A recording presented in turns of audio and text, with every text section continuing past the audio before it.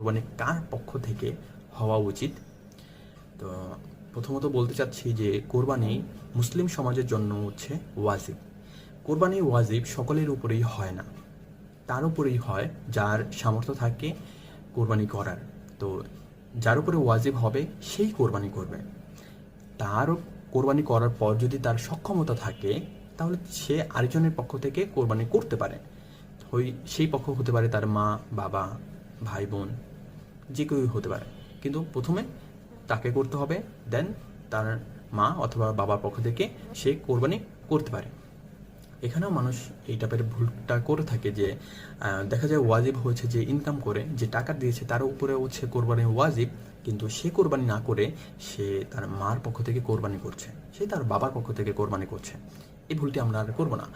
এখানে আমরা প্রথমে আমাদের পক্ষ থেকে করব, দেন যদি আমার সামর্থ্য থাকে আমার মায়ের অথবা আমার বাবার পক্ষ থেকে কোরবানি করব।